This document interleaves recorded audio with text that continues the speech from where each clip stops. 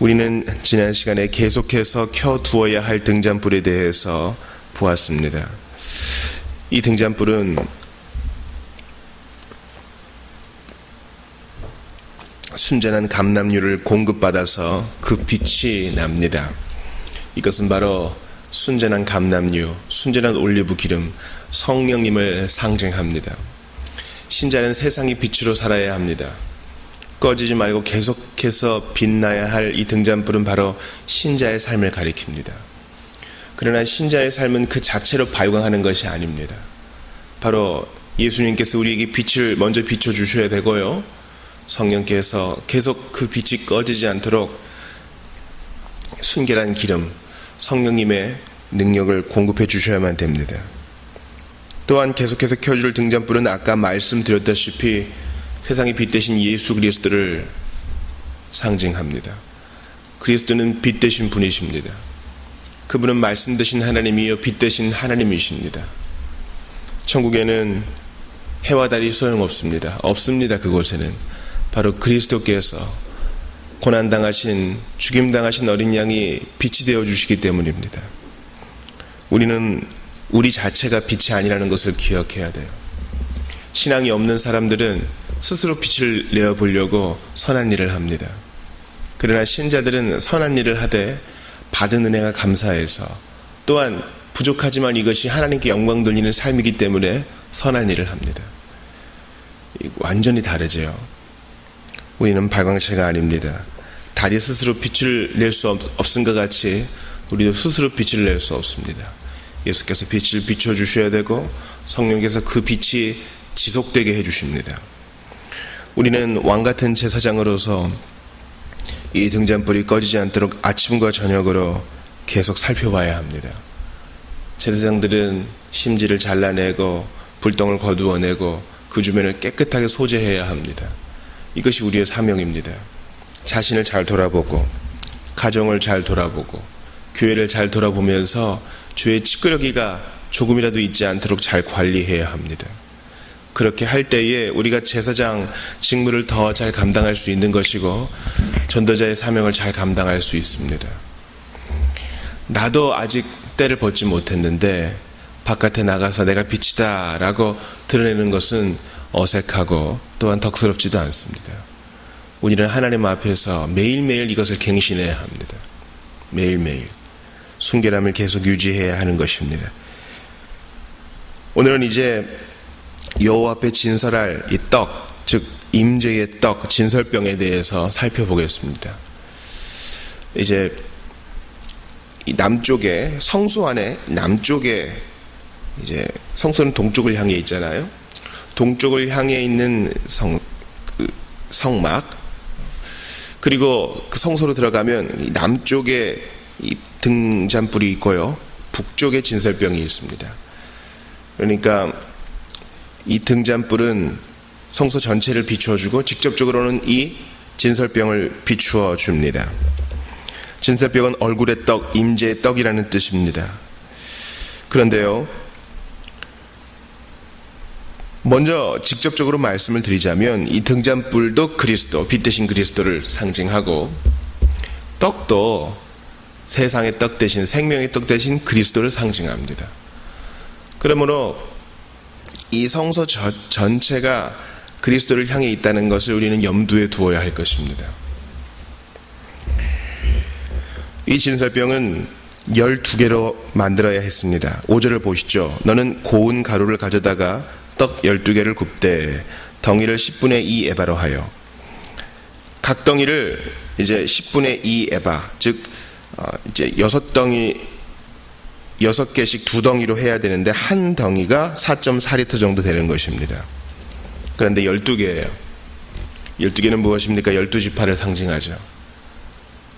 그러니까 하나님 앞에서 기억되는 그 떡은 바로 내가 이스라엘과 각 지파와 전체와 언약을 맺었다는 것을 상징합니다. 하나님께서는 11덩이도 아니고 2덩이도 아니고 12덩이를 항상 매 안식일마다 그것을 교체하되 항상 있게 하라 하셨습니다. 9절에 영원한 규례라고 했죠. 이것은 하나님께서 12지파를 항상 기억하신다는 거예요. 이것은 우리에게 어떻게 적용됩니까? 12지파는 완전한 숫자, 12는 완전한 숫자잖아요. 주께서 구원하기로 작정하신 택한 자들은 하나도 남김이 없이 주님께 다 기억이 된 바 되고 하나도 낙오하지 않는다는 것을 의미합니다. 그 임재, 하나님의 임재 앞에서 12 주님의 백성 모두가 다 기억이 된다는 것이에요. 그 12에게 주님이 빛을 비추어 주세요. 그러니 그 빛을 반사하지 못하는 떡, 그 빛을 비추어내지 못하는 하나님의 백성은 어불성설입니다. 옳지 않다 하겠습니다.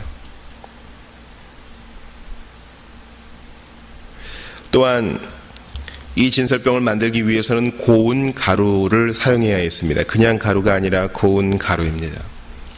여러분, 곡식이 이삭에 맺혀 있는 알곡들이 처음부터 고운 가루는 아니죠. 수확이 되어야 되고 뽑히거나 베어야 되고 가루가 되기 위해서는 잘게 찧어져야 됩니다. 찧어진다는 것은 희생을 나타내지요.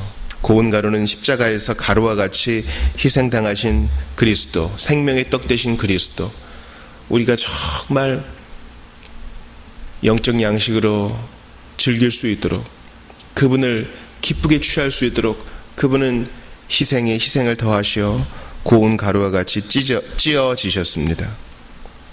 우리로 하여금 먹고 살라고.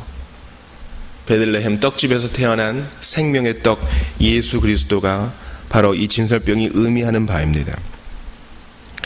이 진설병들은 순결한 상 위에 배열되어 있었다고 합니다. 6절 보세요. 여호와 앞 순결한 상 위에 두 줄로 한 줄에 6씩 진설하고. 이 순결한 상은 썩지 않는 시딘 나무로 만들어졌다고 합니다. 그것이 이제 정금으로 입혀진 것이지요. 이것은 순결하신 그리스도가 계시는 하늘나라, 그분이 거하시는 순결한 곳을 상징합니다. 우리도 그곳에 함께 있게 될 것입니다. 그것은 썩음이 없는 영원한 우리의 집입니다. 더 이상 쓰러지지 않습니다. 우리 이 근처가 요즘 재개발한다고 하지 않습니까? 아주 여러모로 시끌벅적합니다. 비록 재개발이 아니라 할지라도 재개발이 되면 사람들이 여러 곳으로 이주해야 되지만 자기 집이 아닌 이상 임대해서 사는 사람들은요 항상 이주에 대한 압박이 있어요.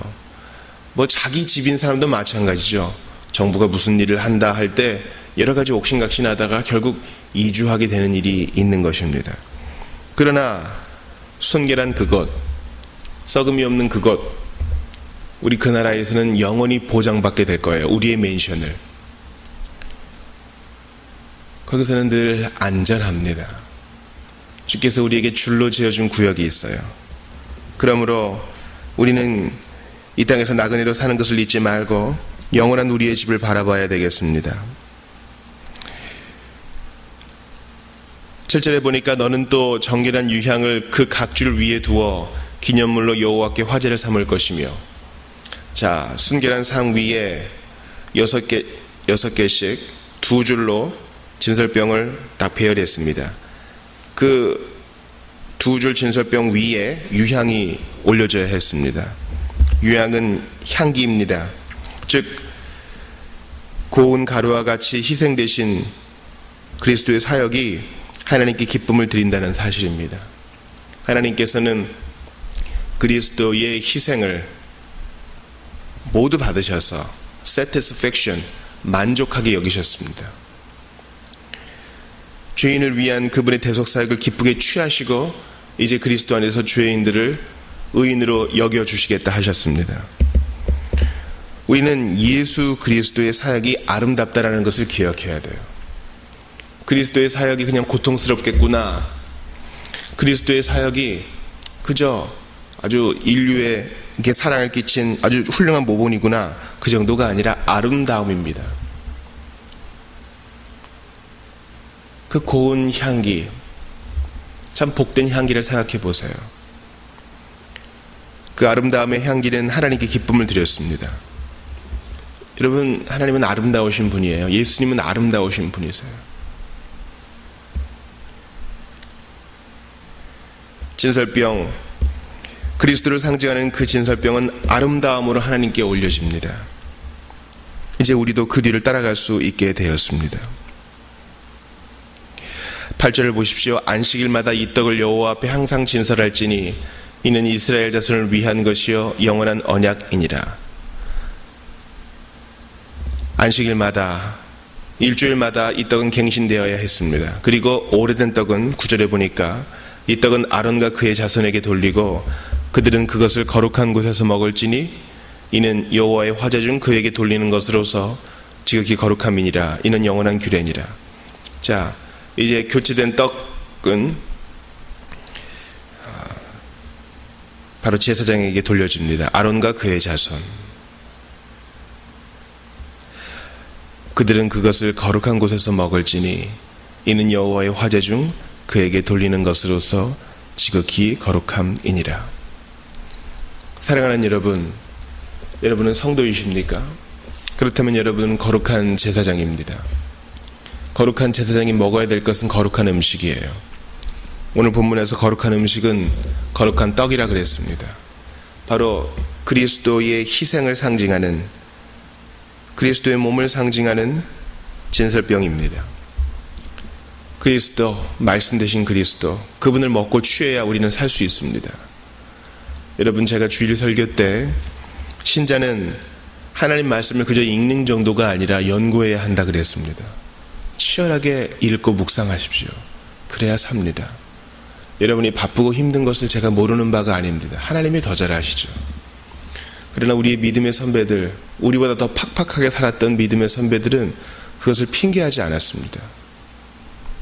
그들에게는 그것이 삶의 일부요, 치열한 삶 가운데 유일한 안식이었습니다. 그들은 전기도 없었고요, 자유도 없었습니다. 그런 가운데서도 그들은 전쟁 한복판에서도 하나님 말씀을 즐겨 읽었습니다. 우리는요, 마지막 날 니느웨 사람들에게 정죄받지 않도록 더욱 열심히 이 말씀을 상고해야 합니다. 이걸 먹어야 합니다. 여러분, 먹지 않고 살 수 있는 사람은 없어요. 건강한 사람은 반드시 식욕을 느끼게 되어서 먹어야 됩니다. 우리가 영적으로 건강하다면 하나님 말씀에 대한 목마름과 배고픔이 있어야 돼요. 이러한 식욕, 거룩한 식욕, 영적 식욕을 우리에게 주시기를 간절히 바랍니다. 오늘 말씀을 정리합니다. 하나님이 기쁘게 받으시는 이 떡은 고운 가루, 즉 희생 위에 희생을 더하신, 이 희생을 고스란히 몸에 받으신 예수 그리스도를 상징합니다. 그리스도께서, 그럴 이유가 없으신 분께서 나 같은 것을 위해 고난을 당하셨어요. 피 흘리고 매맞으셨습니다. 죽음의 잔을 마시셨습니다. 벌거벗김을 당하셨습니다. 왜요? 하나님 앞에 아름답게 드려짐이 되므로, 대속사역을 아름답게 드리심으로 우리도 받아들여지게 하려고, 우리에게 집 주시려고, 쓰러지지 않는 순결하고 영원한 그 나라 주시려고 그렇게 고운 가루 되신 것입니다. 사랑하는 여러분, 오늘도 예수님을 사랑하십시오. 오늘이 마지막인 것처럼 예수 따라가십시오. 오늘 내가 이 한숨 쉬고 이 땅을 떠나도 후회 없을 만큼 하나님께 자신을 드리십시오. 죄를 멀리하시고 순결한 삶을 사세요. 하나님은 우리가 고요한 가운데 주님을 따르는 이 삶을 통해 영광을 받으실 것입니다. 생명의 떡 되신 그리스도를 먹으십시오. 하나님 말씀을 섭취하시고 깊이 묵상하시어 신자의 자태를 드러내는 여러분들 다 되시기를 바랍니다. 우리 기도합시다. 하나님, 진설병을 배웠습니다.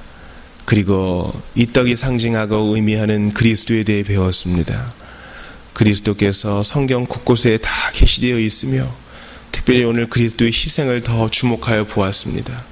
아름다우신 그리스도의 대속사역을 보았습니다. 오 주님, 아름다우신 주님 찬양 받으소서. 나 같은 것을 용납하시기 위하여 피 흘리시고 매맞으시고 벌거벗김 당하시고 죽기까지 순종하신 예수님의 뒤를 따라가게 하시옵소서. 의심 가운데 있는 자, 불평과 불만 가운데 있는 자, 영적인 세계를 아직 맛보지 못한 자 찾아가시어 눈을 열어 주시옵소서. 만나주시고 사로잡아 주시옵소서. 부흥을 허락하여 주시옵소서. 주께서 이 아침에 드리는 기도에 응답하여 주실 줄 믿습니다. 모든 병자들, 지구촌 곳곳에서 주의 이름으로 앞으로 나아가는 자, 핍박을 기꺼이 감수하는 형제와 자매들을 위로하여 주옵소서. 주 예수님의 이름으로 기도합니다. 아멘. 개인 기도하시고 들어가시기 바랍니다.